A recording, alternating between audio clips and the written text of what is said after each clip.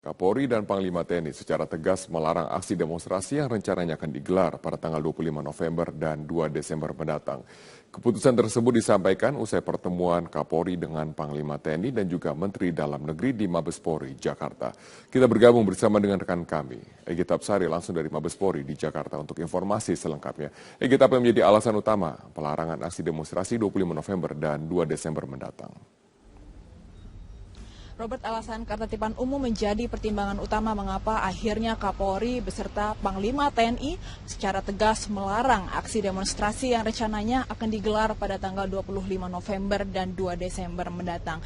Memang Kapolri tadi menyebutkan hak untuk menyampaikan pendapat masyarakat ini diatur dan juga dijamin oleh pemerintah melalui Undang-Undang Nomor 9 Tahun 1998. Namun hak ini tidak absolut karena apabila aksi demonstrasi ini mengganggu hak asasi manusia dan juga mengganggu ketertiban umum, maka secara hukum personil dan TNI beserta Polri juga berhak untuk membubarkan aksi demonstrasi ini apabila nantinya massa bertekad untuk tetap melanjutkan aksi demonstrasi tersebut. Karena berdasarkan informasi yang diperoleh dari Intel TNI dan juga Polri, aksi demonstrasi ini akan dilakukan di sejumlah ruas jalan utama di ibu kota, yakni melalui Jalan Sudirman, MH Tamrin dan juga Bundaran HI, sehingga apabila aksi demonstrasi ini dilangsungkan akan dikhawatirkan mengganggu ketertiban umum. Namun ternyata Robert, ada satu pertimbangan lain yang menjadi alasan mengapa akhirnya TNI dan Polri melarang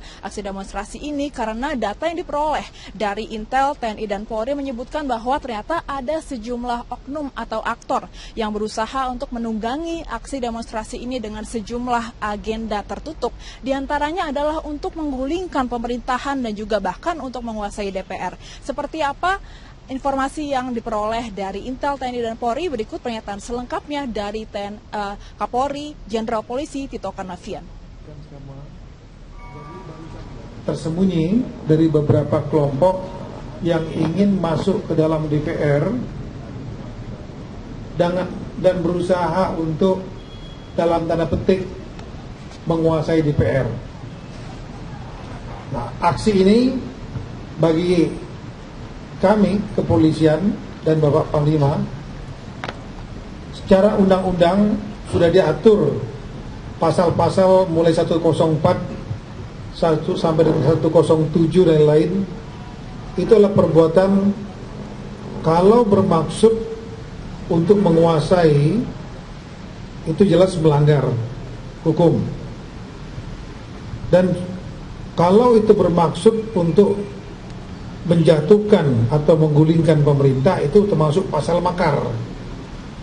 Oleh karena itu, bila ada upaya-upaya seperti itu, kita akan melakukan pencegahan dengan memperkuat gedung DPR sekaligus juga membuat rencana-rencana kontingensi bila terjadi kita akan melakukan tindakan. Robert, kedua isu dari informasi ini dinilai penting bagi pengamanan aksi unjuk rasa yang rencananya akan dilaksanakan pada 25 November dan 2 Desember nanti. Untuk itu tadi Panglima TNI Jenderal TNI Gatot Nurmantio juga bahkan sempat menyebutkan bahwa apabila ada agenda terselubung dalam aksi demonstrasi ini, yakni untuk menggulingkan pemerintahan, maka ini bukan hanya menjadi ranah dari Polri, namun juga menjadi ranah dan tanggung jawab TNI, sehingga TNI dipastikan akan turun tangan apabila agenda terselubung ini akan dilancarkan dalam aksi demonstrasi tanggal 25 November dan 2 Desember nanti. Dan beberapa antisipasi juga tentunya dilakukan dari TNI dan Polri untuk menyikapinya dengan memperketat pengamanan di sejumlah objek vital yang rencananya akan menjadi lokasi dari aksi demonstrasi ini. Robert. Baik, terima kasih Egy Tapsari atas informasi Anda langsung dari Mabes Polri di Jakarta. Pemirsa, calon wakil gubernur petahana Jarod Saiful Hidayat diperiksa oleh Polda Metro Jaya. Selama diperiksa di Polda Metro Jaya, Jarod menjelaskan bahwa telah menjawab 17 pertanyaan. Pemeriksaan Jarod ini terkait dengan kronologi penghadangan yang menghalangi kampanyenya beberapa waktu lalu. Setelah menjalani pemeriksaan dengan kapasitas sebagai saksi selama 2 jam 30 menit di Polda Metro Jaya, Jarod Saiful Hidayat keluar dan memberikan keterangan kepada awak media. Jarod menjelaskan bahwa selama di dalam dirinya memberikan keterangan dalam berita acara pemeriksaan dengan menjawab 17 pertanyaan menyangkut kronologi penghadangan yang menghalangi kampanyenya di Kembangan Utara. yang menyangkut kronologi. Jarod juga menyatakan sempat melihat foto yang ditunjukkan oleh pihak kepolisian yang mengaku sebagai komandan dan sama dengan yang dilihat oleh Jarod ketika berkampanye. Jarod juga sudah menjelaskan kronologi dialognya dengan komandan lapangan tersebut dan menyerahkan seluruh proses hukum pada pihak kepolisian. Saya bilang mana komandannya keluar seseorang itu, ya. Dan saya sudah jelaskan kronologis dialog saya dengan komandannya itu, ya. Biar nanti diproses oleh penyidik. Ini yang tadi saya sampaikan, termasuk juga saksi-saksi lain itu juga ditanya di BAP, termasuk Ketua Tim Kampanye Ahok Jarot Pak Pras. Jenderal Polisi Tito Karnavian mengungkap rencana aksi 2 Desember yang memiliki agenda terselubung. Polri menduga aksi tersebut berupaya menjatuhkan pemerintah sebab polisi sudah mengetahui adanya rapat-rapat terkait agenda politik diantaranya untuk melakukan makar. Dan untuk itu Kapolri berjanji akan bertindak tegas sesuai aturan hukum yang berlaku. Sekali lagi untuk proses hukum, Saudara Basuki Cahayapurnama sudah mendekati tahap akhir. Paling lambat 2 minggu lagi kita akan serahkan kepada kejaksaan. Ini kita yakinkan kepada masyarakat.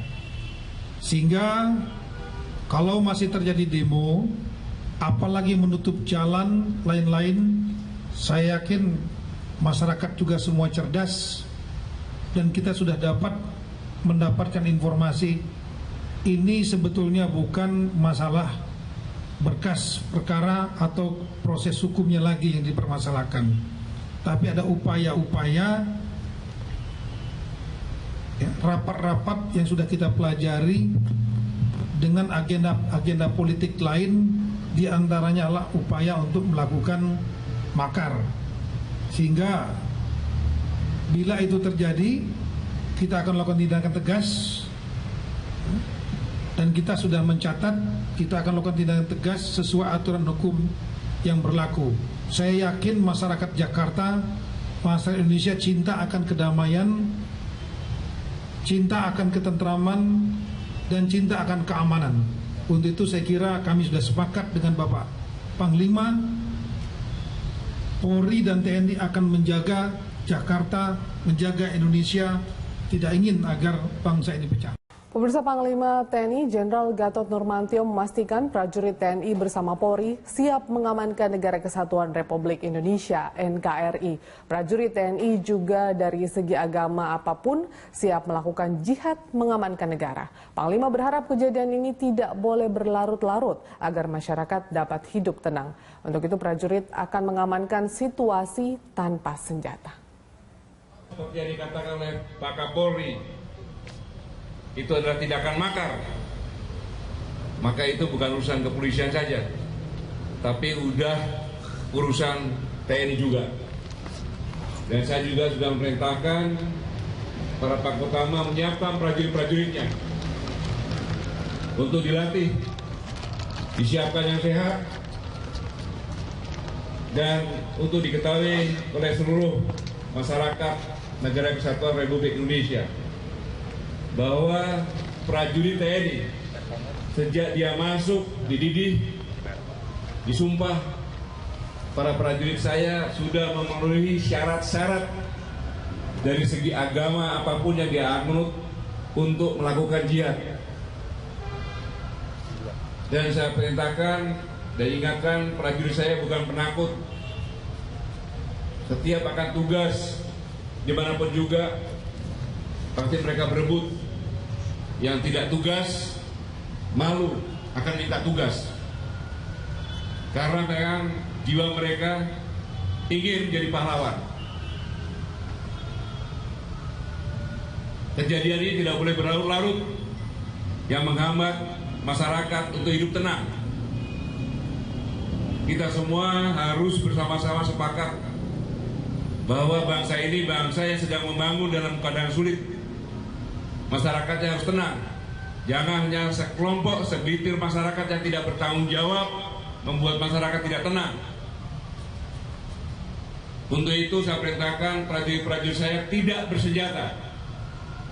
Apabila ada kelompok-kelompok yang akan jihad bersenjata, kita lawan dengan tidak bersenjata, dengan tangan kosong, sama-sama berjihad. Tetapi saya perintahkan, rampas senjatanya, kembalikan. Saya tidak melanggar HAM. Prajurit saya sudah sepakat. Tidak boleh negara ini hanya disibukkan hal-hal yang tidak. Dan yang diyakini oleh kita semuanya, undang-undang yang berlaku di Negara Kesatuan Republik Indonesia adalah undang-undang nasional. Tidak ada undang-undang lain. Dan saya yakinkan prajurit saya dimanapun juga sudah siap. Dan bersama-sama dengan kepolisian untuk menjaga keamanan, ketertiban, dan melindungi semua masyarakat. Ini yang saya perintahkan kepada seluruh para pangutama.